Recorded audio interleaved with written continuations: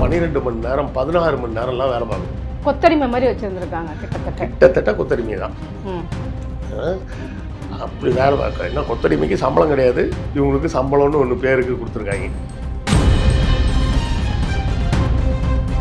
பெண்களுக்கு மட்டும் அந்த மாத விடுப்பு காலத்தில் மட்டும் அவங்க விட்டு லீவ் எடுத்துக்கலாம்.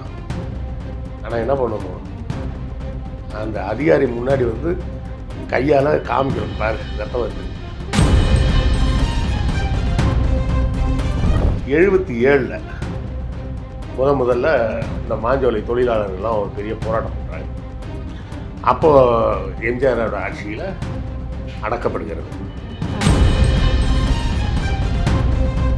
கடுமையான முறையில் காவல்துறையால் கண்ட்ரோல் செய்யப்படுது. இவ்வளவுக்கு போராட்டம் எப்படி பண்ணுறாங்க, வேலை நிறுத்த போராட்டம் இல்லை, அந்த 12 மணி நேரம் வேலை செஞ்சுட்டு அதுக்கப்புறமா ஒரு இடத்துல உட்காந்து போராட்டம் பண்ணுவாங்க. காவல்துறை சுட்டுச்சின்ன உடனே என்ன பின்னாடி போக முடியாத அளவுக்கு நெரிசல் இருக்குன்னு உடனே ஆற்றுக்குள்ளே இறங்கிட்டாங்க. ஆற்றுக்குள்ளே இறங்குனா பெரிய கலவரம் ஆகுது. இதில் இன்னொரு சாதி பிரச்சனை வேறு இருக்குது. அந்த சைடில் அந்த கரை இருக்குல்ல, அந்த கரையில் உயர் சாதின்னு சொல்லப்படக்கூடிய சில சாதியினர் இருந்துக்கிட்டு இங்கே ஆற்றுக்குள்ளே வந்தவங்க மேலே கள்ளத்தூக்கி அடிச்சாங்க. அவர் பார்த்தீங்களா அப்படி பண்ணிட்டாரு இப்படி பண்ணிட்டாருன்னு. அதுக்கு முன்னாடி 2 தடவை எம்ஜிஆர் சுட்டு கொண்டதெல்லாம் தெரியாது. எங்கள் மாஞ்சோலையிலே போய் ஆளை வச்சு அடிச்சது, போலீஸ் வச்சு அடித்ததெல்லாம் யாரும் பேச மாட்டாங்க. 77லேயும் அடிச்சிருக்கிறாரு, 86லேயும் அடிச்சிருக்காரு. அங்கே மொத்தம் இருக்கிறதே ஒரு 500 குடும்பம். அந்த 500 குடும்பம் ஓட்டு போட்டும் ஒன்றும் ஆக போகிறது இல்லைன்ற மாதிரி யாரும் கண்டுக்க மாட்டாங்க.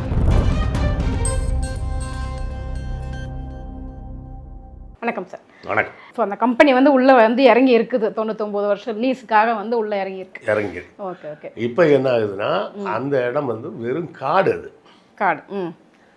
சரியா?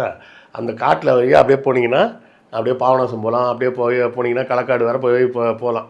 இப்போ முண்டந்துறை வனவிலங்குகள் சரணாலயம்னு சொல்லி களக்காட்டில் இருக்குது பார்த்தீங்களா, அது எல்லாமே சேர்ந்த அந்த இடம் தான் வந்து இவர் சிங்கம்பட்டி ஜமீனுக்கு சொந்தமாக இருந்தது. சரியா? இப்போ வந்து இப்படி ஒரு சிச்சுவேஷன் இருக்கு வச்சுக்கிங்க. இப்போ இந்த இடம் வந்துருச்சு, அவங்க கம்பெனியாக ஆரம்பிக்கிறாங்க. இந்த கேஸை கிட்டத்தட்ட ஒரு 10 வருஷம் நடந்து இப்போ 99 வருஷம் லீஸுன்றது எப்போ முடியுதுன்னா இப்போ வர 2028ஓட முடியுது. இப்போ முடிய போகுது 99 வருஷம். ஓகே. இந்த 2028ஓட அந்த லீஸ் முடியுது.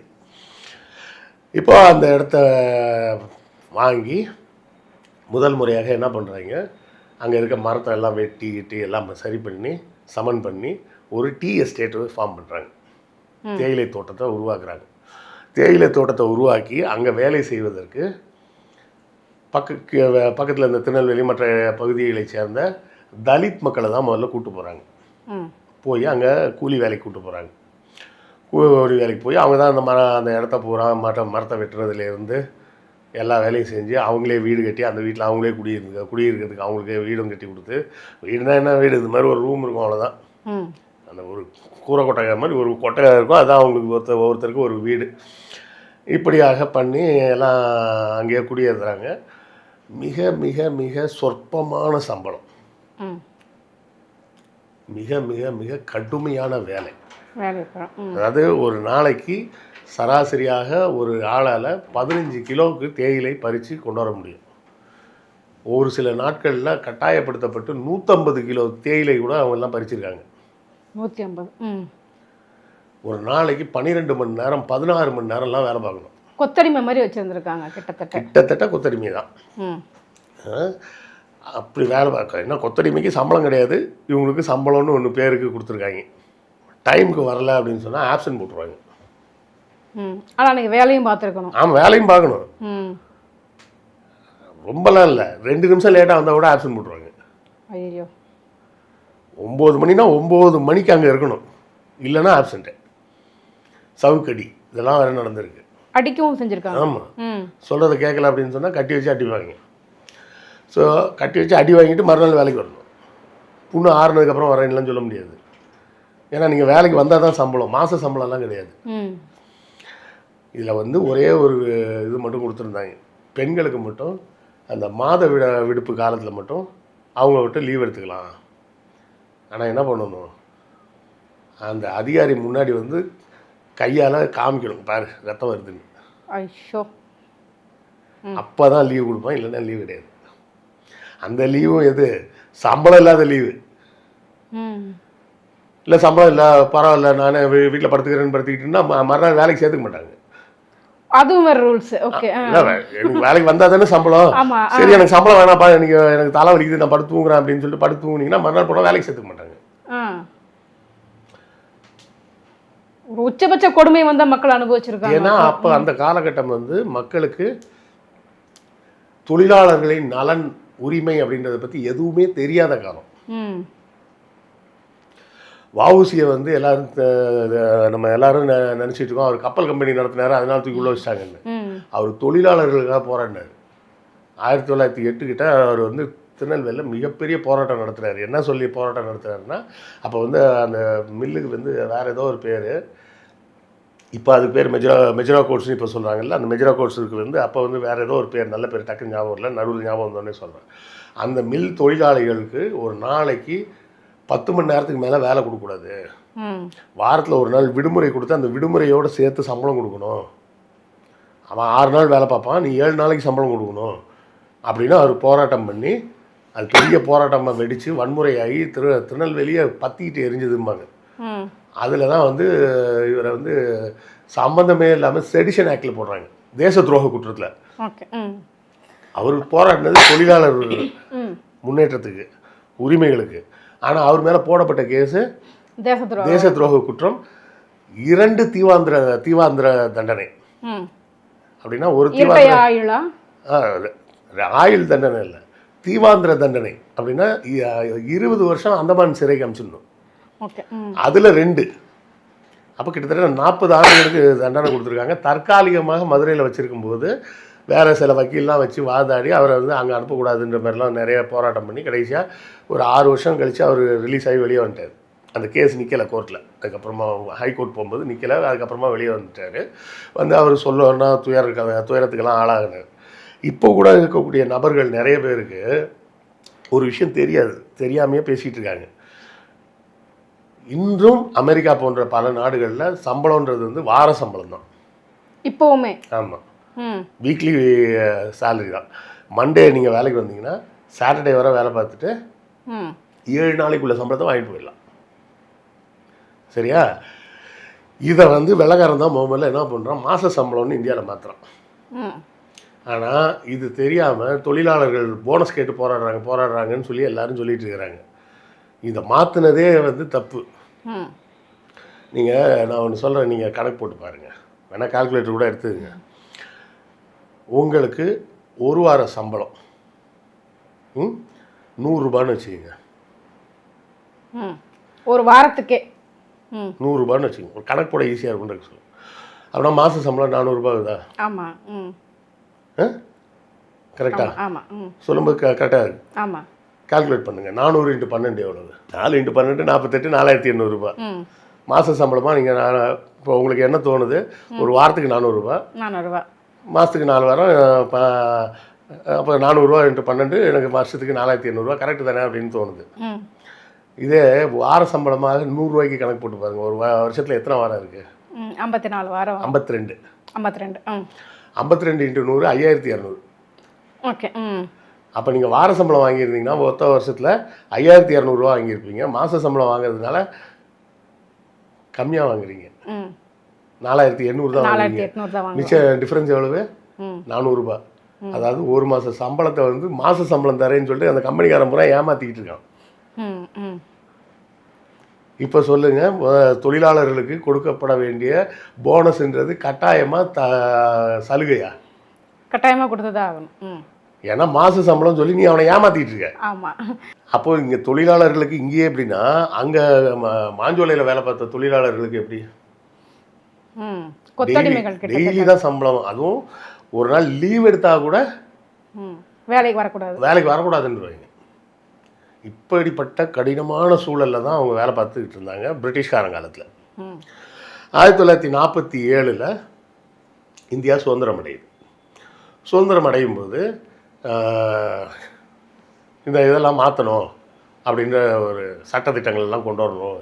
இந்த மாதிரி ஜமீன்கிட்ட வந்து இவ்வளோ நிலம் இருக்குன்றலாம் கொண்டு வரக்கூடாதுன்ற குரல்கள்லாம் எழுப்பப்படுது. அது பிறகு காங்கிரஸ் ஆட்சிக்கு வந்த பிறகு அதை நடைமுறைப்படுத்துகிறாங்க. அதுதான் வந்து இவர் கான் அப்துல் கபார் கான்னு ஒருத்தர் இருந்தார்ல, எல்லை காந்தின்னு சொல்லுவாங்க. அவர் வந்து நில மீட்பு போராட்டம்னு ஒரு போராட்டமே நடத்திட்டு இருந்தார். ஜமீன்தார்கள்லாம் நீங்கள் இவ்வளோ நிலம் வச்சுக்கூடாது, கொடுத்துருங்க அப்படின்னு. அப்போ அந்த நில உச்சவரம்பு சட்டம் வரும்போது என்ன பண்ணிட்டாங்க, நிறைய பேர் சொத்தை பூரா கோயிலுக்கு எழுதி வைக்கிறேன், ட்ரஸ்ட்டுக்கு எழுதி வைக்கிறேன்லாம் வந்து ஏமாத்தினாங்க. அது அப்படி தான் கடைசியில் நடந்தது. இந்திய அரசாங்கத்துலேருந்து ஒரு சட்டம் கொண்டு வந்து இந்த மாதிரி கொண்டு வரும்போது எல்லாரும் சொத்தை பூரா சேஃப்டி பண்ணிட்டாங்க. இன்றைக்கும் கருப்பியா மூப்பினார்லாம் இருந்தார்ல, ஜிகே மூப்பினார், வாசன் இருக்காரு, அவங்களுக்குலாம் ஆயிரக்கணக்கான ஏக்கர் நிலம் இருக்குது. வேறு ஆளுங்க பேரில் இருக்கும், அவ்வளோதான். அதுக்கு தான் அப்புறமா கலைஞர் வந்து ஸ்டாண்டர்டு 15 ஸ்டாண்டர்ட் ஏக்கர் நிலத்துக்கு மேலே யாரும் வச்சுக்கூடாது அப்படின்னு சொல்லி விவசாய நிலத்துக்கு ஒரு உச்சவரம்பு சட்டன்ற மாதிரி ஒன்று கொண்டு வந்தார். அப்படி அதெல்லாம் நடந்ததுன்னு வச்சிங்களேன். அப்போ இந்த ஜமீன்களோட இடங்களை பூரா அரசு வந்து எடுத்துக்கிடுச்சு. அப்படி எடுக்கும்போது என்ன பண்ணுறாங்கன்னா, இந்த பிபிடிசி வந்து மாஞ்சோலை எஸ்டேட் இருக்குது, அதையும் எடுப்பாங்க. ஆக்சுவலாக அவர்களுக்கு கொடுக்கப்பட்டது 8000 ஏக்கர். ஆனால் இந்த விவசாயம் பண்ணது வந்து வெறும் 1000 ஏக்கர் தான். சரியா? அவங்களுக்கு இது போக ஊட்டியில் தேயிலை தோட்டங்கள் இருக்குது, கொடைக்கானல் பக்கத்துலலாம் இருக்குது, நிறைய இடங்கள்ல இருக்குது அவங்களுக்கு. இதையும் எடுத்துருவாங்க அப்படின்ற பிரச்சனை வருது. பிரச்சனை வரும்போது கோர்ட்டுக்கு போயிட்டு தடை வாங்குறாங்க, எடுக்கக்கூடாது அப்படின்னு சொல்லிட்டு. அப்போ வந்து ரியாத் வாரி சட்டம்னு ஒன்று வருது. ரியாத் வாரி சட்டம்னா என்ன அர்த்தம்னா, ஒரு ஜமீன்தாரோட நிலம் அப்படின்னா அந்த இடத்த வேறு யாராவது அவருக்கு கூலியாகவோ பண்ணையாளாகவோ ஒருத்தர் விவசாயம் பண்ணிகிட்டு இருந்தாருன்னா, அவர் வந்து 10 வருஷத்துக்கு மேலே அந்த இடத்துல விவசாயம் பண்ணிகிட்டு இருந்தாருன்னா அந்த நிலத்தை அவர் கொடுத்துடணும். அவர் இதுக்கு முன்னாடி ஜமீன்தாருக்கு அடிமை மாதிரி வேலை பார்த்துட்டு இருந்தார், பயிர் பண்ணுவார் அந்த இடத்துல. ஜமீன்தார் எடுத்துக்கிட்டது போக மிச்சம் கொடுப்பாங்க. இப்போ ஜமீன் நிலத்தையே வந்து அரசாங்கம் எடுத்துக்குதுன்றப்போ 10 ஆண்டுகளுக்கு மேலே ஒருத்தவங்க விவசாயம் பண்ணியிருந்தாங்கன்னா அந்த இடத்த அவங்க பேரில் பட்டா போட்டு கொடுத்துருங்க அப்படின்னு சொல்லி அதில் ஒரு அது மாதிரி நிறைய இடங்கள் நிறைய விவசாயிகளுக்கு கொடுக்கப்பட்டது. இப்போ இந்த பிபிடிசி கம்பெனி என்ன சொல்லுதுன்னா, நாங்கள் விவசாயம் தானே பண்ணுறோம், அப்போ எங்களுக்கு பட்டா போட்டு கொடுங்க. அப்போ என்ன சொன்னாங்கன்னா, நீ வந்து ஜமீன்தாருக்காக நீ அங்கே விவசாயம் பண்ணல, நீ ஜமீன்தாருக்கு காசு கொடுத்து விவசாயம் பண்ணுற, நீ லீஸ்க்கு எடுத்துருக்கிற. அவங்கெல்லாம் லீஸ்க்கு எடுக்கலை, நீ தான் லீஸ் பணம் கட்டிக்கிட்டு இருக்கிற. அந்த பணமும் ஃபிக்ஸடான ஒரு அமௌண்ட். அவங்க வந்து அப்படி இல்லை, அவங்க வந்து கூலிக்கு வேலை பார்க்குறவங்க மாதிரி தான் வேலை பார்த்துருக்காங்க. ஜமீன்தார் எடுத்துக்கிட்டது போக மிச்சம்தான் அவங்களுக்கு. இங்கே வந்து நீ கொடுக்குறது இப்போ நீ ஒரு குறிப்பிட்ட அமௌண்ட் கொடுப்ப, மற்றதெல்லாம் உனக்கு தான். அப்படி இருக்கும்போது அந்த சட்டம் உனக்கு வராதுன்னு கொடுக்க மாட்டேன்ட்டாங்க. ஆனாலும் லீஸ் முடிகிற வரா அப்போ எங்களை டிஸ்டர்ப் பண்ணக்கூடாது அப்படின்னு மறுபடியும் உச்சநீதிமன்றம் போகிறாங்க. ஏன்னா இவர் அவங்க வாடியாவே எவ்வளோ பெரிய வக்கீல், இந்த நிலத்து சொந்தக்காரரோட பையனையே கேஸ்லேருந்து வெளியே கொண்டு வந்தவர், அவருக்கா தெரியாது. இந்த மாஞ்சோலைக்கு பின்னாடி இருக்கக்கூடிய ஒரு சோகமான செய்தி என்னென்னா, பணம் இருந்தால் யார் வேணால் எதை வேணால் செய்ய முடியும் அப்படின்றது தான் விஷயம். ஆரம்பத்துலேருந்தே பாருங்க, ஒரு வெள்ளக்காரனை சுட்டு கொண்டு இருக்காங்க, அந்த கேஸ்லேருந்தே வெளியே வராங்க. இது எல்லாமே எதை வச்சு நடக்குது? வெறும் பணம் வச்சு தான், பணம் மற்றும் அதிகாரத்தை வச்சு நடக்குது. அப்போது 77 முதல்ல இந்த மாஞ்சோலை தொழிலாளர்கள்லாம் ஒரு பெரிய போராட்டம் பண்ணுறாங்க. அப்போது எம்ஜிஆரோட ஆட்சியில் அடக்கப்படுகிறது. அப்போது வந்து ஒரு வனத்துறை அதிகாரி, அப்போ தான் வந்து இந்த ஃபாரஸ்ட் கன்சர்வேஷன் அப்படின்ற ஒரு விஷயம் எல்லாருக்கும் வர ஆரம்பிக்குது, குறிப்பாக இந்தியாவில் 77, 78 தான் வருது. அப்போ தான் என்ன பண்ணுறாங்க, 2 விஷயம் பார்க்குறாங்க. இந்த மலைத்தொடரில் வந்து புலிகள் இருக்குது, அப்புறம் சிங்கவால் குரங்குன்னு ஒன்று இருக்குது. அது பார்த்தீங்கன்னா கருப்பாக இருக்கும், வால் மட்டும் சிங்கத்தோட வால் மாதிரி இருக்கும், பார்த்துருக்கோம். அந்த அந்த 2த்தையும் காப்பதற்கான சரணாலயமாக இந்த இடத்த அறிவிக்கணும் அப்படின்றாங்க. இப்போ சரணாலயமாக அறிவிக்கணும்னா ரிசர்வ் ஃபாரஸ்ட்டாக போய்டும். அது ரிசர்வ் ஃபாரஸ்ட்னா அதுக்கப்புறம் வனத்துறைக்கு மட்டும்தான் அதில் அதிகாரம் உண்டு. ஆனால் நடுவில் துண்டாக இந்த ஒரு 1000 ஏக்கர் மாட்டிக்கிட்டு இருக்குது. அது அங்கே மட்டும் இல்லை, இன்னொரு 2 இடத்துல அதே இடத்துல ஊத்துன்னு நினைக்கிறேன் ஒரு பகுதி, அங்கே ஒரு மாஞ்சோலை எல்லாம் சொல்கிறவங்களாம் யாரும் அதே ஏரியாவிலேருந்து இன்னொரு 30 கிலோமீட்டர் தள்ளி இன்னொரு இடம் இருக்குன்றதே நிறைய பேருக்கு தெரியாது. மொத்தம் ஒரு 3 இடத்துல அது மாதிரி அவங்க ஏலக்காய் பயிரிடுறது, காஃபி பயிரிடுறது இதெல்லாம் பண்ணிகிட்டு இருக்காங்க. அந்த ஏரியாவுக்குள்ளே இப்போ நம்மளெல்லாம் உள்ளே விட மாட்டாங்க. அது ஒரு தனி ஊர் மாதிரி இருக்கும். அதாவது குற்றாலம் போயிருக்கீங்களா? போயிருக்கோம். குற்றாலத்தில் ஓல்டு ஃபால்ஸ்னு கேள்விப்பட்டிருக்கீங்களா? பழைய குற்றாலம் தான் சொல்கிறீங்க. ஆமாம் ஆமாம். அதில் தண்ணியே வராது, எப்போது தான் தண்ணி வரும். ஏன் தெரியுமா? அந்த தண்ணி பூரா மாஞ்சோலை எஸ்டேட்டுக்கு தான் போகும். அங்கே திருப்பி விட்டுருக்காங்க. அவங்க விவசாயத்துக்கு போக மிச்சம் இருந்தால் தான் திருப்பி விடுவாங்க. அப்போ தான் ஓல்டு ஃபால்ஸில் தண்ணி வரும், இல்லைனா ஓல்டு ஃபால்ஸில் தண்ணி வராது. ஓகே. முக்கியமாக 3 இடம் தான் சொல்லுவாங்க. ஃபைவ் ஃபால்ஸ் ஒன்று மலை மேலே, மெயின் ஃபால்ஸு பஸ் ஸ்டாண்டு பக்கத்துலேயே, இன்னொன்று ஓல்டு ஃபால்ஸ்னு இன்னொன்று சைடில் உள்ளே போகும். அந்த ஓல்டு ஃபால்ஸில் தண்ணியே வராது. ஏன்னா அதுக்கு மேலே தான் வந்து அந்த இது இருக்குது, மாஞ்சோலை இருக்குது. அவங்க தண்ணி எடுத்தது போக தான் மிச்சம் அப்படி கொடுப்பாங்க. அங்கே வந்து நீங்கள் அனுமதி வாங்காமல் உள்ளே போக முடியாது. இப்போவும் அங்கே போய் பார்த்தீங்கன்னா போர்டே வச்சுருப்பாங்க. என்னென்னா பாம்பே பர்மா ட்ரேடிங் கார்பரேஷன், கீழே சிங்கம்பட்டி குரூப் ஆஃப் எஸ்டேட்ஸ் அப்படின்னு போட்டிருப்பாங்க. ஏன்னா அது வந்து லீஸில் தான் இருக்குது. இப்போவும் டெக்னிக்கலாக அது வந்து சிங்கம்பட்டி ஜமீனுக்கு தான் சொந்தம் அப்படின்ற கணக்கில் தான் அது இருக்குது. ஸோ இப்படி அந்த 77களில் ஒரு பெரிய போராட்டம் நடக்குது. அதுலேருந்து ஒரு 10 வருஷம் கழிச்சு மறுபடியும் ஒரு 88 கிட்ட ஒரு போராட்டம் நடக்குது. 2 போராட்டங்களுமே கடுமையான முறையில் காவல்துறையால் கண்ட்ரோல் செய்யப்படுது. இவ்வளவுக்கும் போராட்டம் எப்படி பண்ணுறாங்க? வேலை நிறுத்த போராட்டம் இல்லை, அந்த 12 மணி நேரம் வேலை செஞ்சுட்டு அதுக்கப்புறமா ஒரு இடத்துல உட்காந்து போராட்டம் பண்ணுவாங்க. ஓகே. அடுத்த ஷிஃப்ட் ஆளுங்க வர வேலையை செஞ்சுட்டு வேலை முடிஞ்சு தான் வந்து போராட்டம் பண்ணுவாங்க. அதுக்கே வந்து கடுமையான தாக்குதல்லாம் நடத்தப்பட்டது. அப்புறமா 98 தான் அந்த சம்பவம் நடக்குது. 97, அதாவது இது வந்து அவங்க வந்து என்னவோ 98 மட்டும் தான் கஷ்டப்பட்டாங்கன்னு இல்லை, அவங்க வாழ்க்கை பூரா கஷ்டப்பட்டு தான் இருக்காங்க, இருந்தாங்க, இப்போவும் அப்படி தான் இருக்கிறாங்க. எனக்கு ஒரே ஒரு சந்தேகம் என்னன்னா, அந்த கம்யூனிஸ்ட் கட்சிகள் தொழிலாளர்களுக்கு நிறைய போராடுவாங்க, ஏன் இந்த மாஞ்சோலைக்காக கம்யூனிஸ்ட் கட்சிகள் களத்தில் இறங்கவே இல்லையா? நீங்கள் கம்யூனிஸ்ட் தான் கேட்கணும். சரியா? நிறைய வரலாற்று பேசும்போது இது ஒரு சந்தேகம். கம்யூனிஸ்ட் தான் கேட்கணும் கண்டிப்பாக. அப்போ 98 தான் வந்து அவங்க என்ன பண்ணுறாங்கன்னா, முதல் முறையாக வேலை நிறுத்த போராட்டத்துக்கு போவோம் அப்படின்னு சொல்லி இறங்குறாங்க. கலெக்டரோட வீடை முற்றுகையிடலாம் அப்படின்னு போகிறாங்க. கலெக்டரோட வீடை முற்றுகையிடுவோம் அப்படின்னு சொல்லிட்டு போகிறாங்க. அது வந்து கொக்கரகுளம்னு சொல்லி கலெக்டர் அலுவலகத்தை, அது எப்படி இருக்கும்னு பார்த்தீங்கன்னா, தாமிரபரணி ஆறு ஓடும், இந்த பக்கம் டவுனுன்னு சொல்லுவாங்க, அந்த பக்கம் பாளையங்கோட்டைன்னு சொல்லுவாங்க. டவுன் கூட கிடையாது, எக்ஸாக்டாக சொன்னால் ஜங்ஷன்னு சொல்லுவாங்க. ஜங்ஷன், அந்த பக்கம் வண்ணாரப்பேட்டை, இதுக்கு நடுவில் அந்த ஆறு போகும். அந்த ஆற்றுல இப்படி கடந்து நீங்கள் போன உடனே ஒரு ரைட் ஒன்று பள்ளமாக இறங்கி போகும். அதில் உள்ளே போனீங்கன்னா தான் அந்த கலெக்டர் ஆஃபீஸு, அங்கே இருக்க கோர்ட்டு, சப்ஜெயிலு எல்லாமே அங்கே தான் இருக்குது. ரொம்ப சென்சிட்டிவான ஏரியா, ஏன்னா முக்கியமான அரசு அலுவலகங்கள் பூரா அங்கே தான் இருக்குது. அப்போ அந்த இடத்த முற்றுகையிடுவோன்னு சொல்லி இந்த மக்கள் போகிறாங்க, அவங்க போராட்டம் பண்ணுறாங்க. இதை பார்த்த உடனே தான் டாக்டர் கிருஷ்ணசாமி அவரும் களத்தில் குதிக்கிறார், நானும் வரேன் அப்படின்னு சொல்லி அவரும் உள்ளே வந்து போராட்டத்தை இன்னும் பெருசாக்குவோம், நம்ம எல்லோரும் உள்ளே போய் முற்றுகையிடுவோம் வாங்க அப்படின்னு அவர் தான் உள்ளே போகணுன்னு சொல்கிறாரு. அப்போது 144 ஏதோ தடை உத்தரவு போடுறாங்க. போலீஸ் வந்து கலைஞ்சி போங்கன்றாங்க. யாரும் கலைஞ்சி போகலை. வானத்தை நோக்கி 3 முறை சுடப்படுகிறது வாணி. சுட்ட உடனே எல்லாரும் தப்பிச்சு ஓடணும்னு எல்லாம் பார்க்குறாங்க. இதில் என்ன ஒரு பிரச்சனை அப்படின்னு கேட்டிங்கன்னா, அந்த தாமிரபரணி ஆற்றை பற்றி அவங்களுக்கு எதுவும் தெரியாது அந்த மக்களுக்கு. ஆறு பார்த்திங்கன்னா, நான் அந்த பாலத்தை ஒட்டிய இடத்துல 2 சைட்லேயுமே பார்த்திங்கன்னா ஒரு 20 அடி வரை நடந்து போனீங்கன்னா இவ்வளோ தான் தண்ணி இருக்கும். இடுப்பளவுக்கு தான் தண்ணியே இருக்கும் அதிகபட்சமே. கரையில் பார்த்திங்கன்னா கால் பாதத்தில் படுற மாதிரி இருக்கும். அப்படியே கொஞ்சம் கொஞ்சமாக நீங்கள் நடந்து உள்ளே போக இவ்வளோ தான் வரும், ஒரு 20 அடி வரை அவ்வளோதான் இருக்கும். ஆனால் அதுக்கப்புறம் பார்த்தீங்கன்னா தட்டால்னு பள்ளமாயிடும்.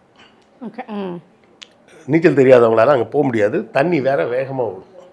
இதில் இன்னொரு ஸ்பெஷல் என்னென்னா, தாமிரபரணி ஆற்றுல வருஷம் பூரா தண்ணி வரும். தமிழ்நாட்டில் இருக்கக்கூடிய நதிகளில் அந்த ஒரே ஒரு ஆற்றுல மட்டும்தான் வருடம் முழுவதும் தண்ணி வரும். மற்ற எல்லா ஆற்றுலையும் வருஷம் பூரா தண்ணி வராது. வற்றாத ஜீவநதின்னு படிச்சிருக்கோம். பெரனியல் ரிவர்ஸ் அப்படிம்பாங்க ஆங்கிலத்தில். அந்த ஆற்றின் போக்கை பற்றி நிறைய பேருக்கு தெரியாது. அதுவும் அந்த இடம்லாம் குளிக்கிற இடம் கிடையாது. குளிக்கிறதுக்குன்னு சில இடங்கள் இருக்குது, பாதுகாப்பு இதெல்லாம் இருப்பாங்க. மற்ற இடத்துலலாம் வந்து ஆறுகள் வந்து உள்ளே இறங்குவதற்கு ஏதுவான இடமா இருக்காது. இது நீச்சல் தெரிஞ்சவங்களுக்கே கஷ்டம். சரியா? இதெல்லாம் சாதாரண மக்கள் எல்லாம் மலையிலேயே பல காலமாக வாழ்ந்தவர்கள், அவங்களுக்கு நீச்சல்லாம் தெரியாது. காவல்துறை சுட்டுச்சின்ன உடனே என்ன பின்னாடி போக முடியாத அளவுக்கு நெரிசல் இருக்குன்னு உடனே ஆற்றுக்குள்ளே இறங்கிட்டாங்க. ஆற்றுக்குள்ளே இறங்குனா பெரிய கலவரம் ஆகுது. இதில் இன்னொரு சாதி பிரச்சனை வேறு இருக்குது. அந்த சைடில் அந்த கரை இருக்குல்ல, அந்த கரையில் உயர் சாதின்னு சொல்லப்படக்கூடிய சில சாதியினர் இருந்துக்கிட்டு இங்கே காற்றுக்குள்ளே வந்தவங்க மேலே கல்லை தூக்கி அடித்தாங்க, கரை தாண்டி உள்ளே வர விடாமல்.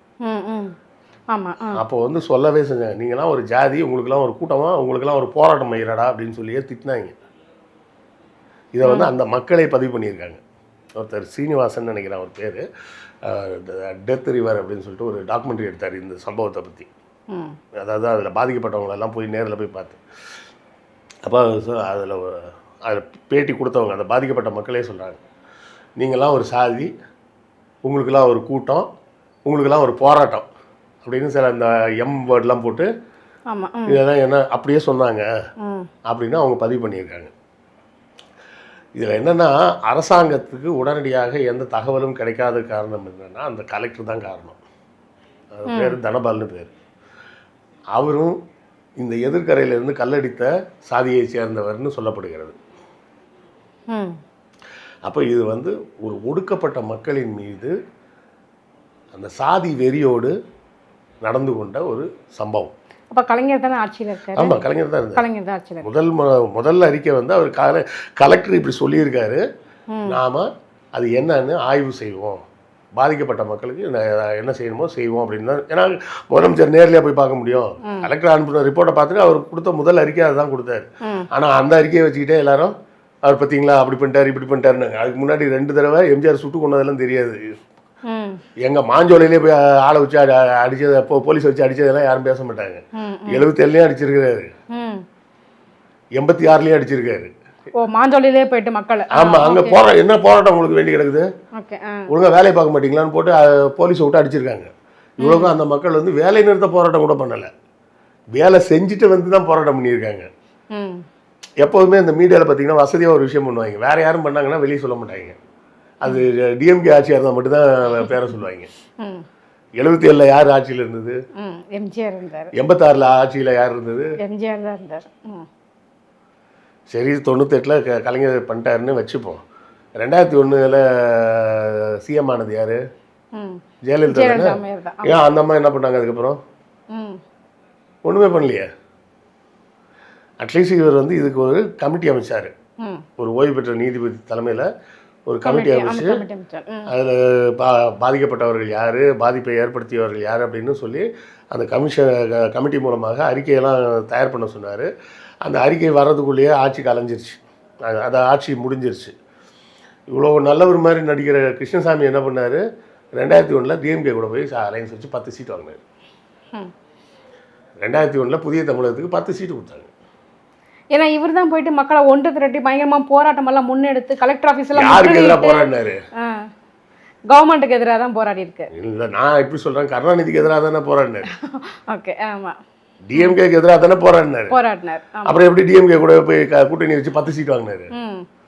ஆனால் அது நக்கிட்டு போயிடுச்சு, அது வேற விஷயம். 2001ல் மொத்தமாக ஜெயலலிதா ஜெயிச்சிட்டாங்க, அது வேற செய்தி. ஏன்னா அந்த தேர்தல் தான் நினைக்கிறேன் 2001ல் தான் மொத்தமாக அதிமுக கூட்டணி எல்லா சீட்டும் ஜெயிச்சிட்டாங்க. டிஎம்கே 2 சீட்டு தான் ஜெயிச்சாங்க.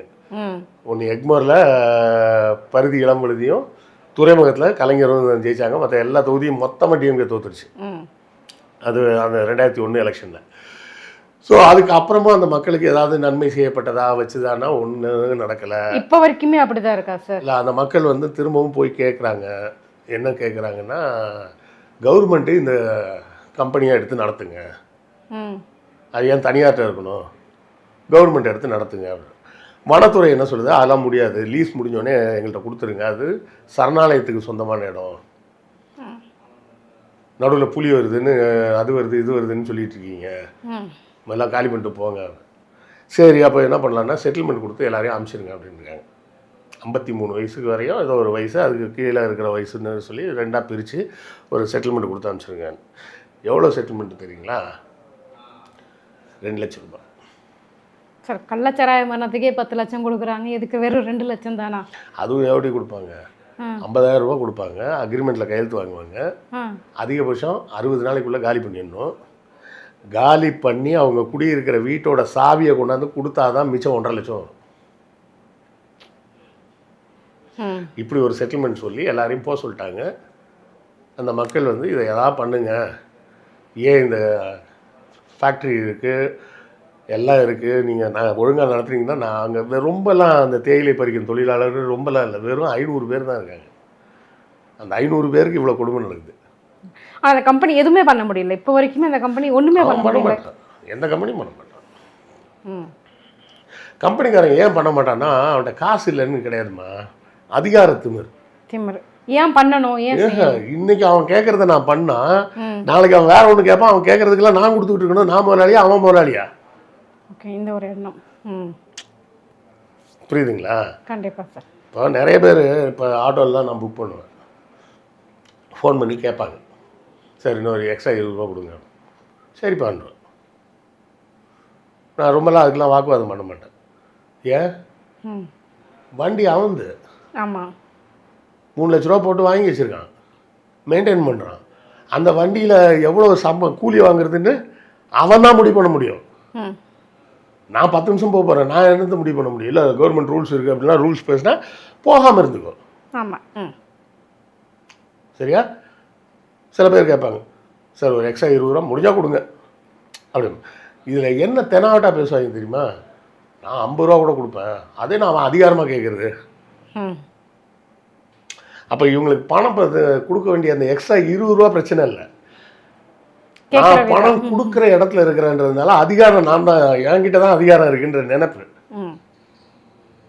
சில லேடிஸ்லாம் இருப்பாங்க, அவங்க வந்து 98னா 98 ருபீஸ் தான் ஜிபே பண்ணுவாங்க. அது அவங்க வந்து கணக்கில் கரெக்டாக இருக்கிற ஆளுக்கு, அவங்கள நான் குறை சொல்ல மாட்டேன். ஏன்னா அவங்க எக்ஸ்ட்ரா கேட்டால் கொடுக்க மாட்டாங்க. 98 ரூபானா 100 ரூபாய் கூட கொடுக்க மாட்டாங்க, 98 ரூபா தான் கொடுப்பாங்க. இதெல்லாம் சில பேர் இருக்காங்க, அது ஒன்றும் தப்பு கிடையாது, அது தப்புன்னு நான் சொல்ல மாட்டேன். அவங்க வந்து சிக்கனமாக கரெக்டாக செலவு பண்ணுறாங்க. இன்னொரு குரூப் இருக்குது, அவனுக்கு தான் என்னென்னா தெனாவட்டா பேசுறது. ஒரு ஆட்டோ டிரைவரு, அவர் பெரிய இவர், அவர் அதிகாரமாக கேட்குறான், பணிவாக கேட்டால் நான் 50 ரூபா கூட கொடுப்பேன். அப்படின்னா என்ன அர்த்தம்? நான் அவனை விட மேலே இருக்கேன் அப்படி. ஆனால் நாயே, அவன் 3 லட்ச ரூபா கொடுத்து ஒரு வண்டி வாங்கி வச்சுருக்கான். உனக்கு அந்த 3 லட்ச ரூபா கொடுத்து அந்த வண்டி வாங்குறதுக்கு உனக்கு வக்கு இல்லை, அதனால தான் நீ அவன்கிட்ட வாடகைக்கு போகிற. சொல்லப்போனால் உன்னை விட அவன் தான் ஃபினான்ஷியலாக நல்லா இருக்கான். ஆமாம், கரெக்டா? கண்டிப்பாக. அவன் வண்டி அவனுக்கு, அவன் என்ன கேட்கணுன்ற உரிமை அவனுக்கு தான். இங்கே பிரச்சனை அதுதான், கம்பெனிக்காரனுக்கு கொடுக்கறது காசு இல்லாமலாம் இல்லை, கொடுத்தா அதிகாரம் என்னுடையதா அவனுடையதா? அப்போ அவன் அதிகாரம் பண்ணும்போது, அவன் கேட்கும்போதெல்லாம் நான் கொடுத்துக்கிட்டே இருந்தா என்கிட்ட அதிகாரம் இல்லைன்னு ஆயிடுமே.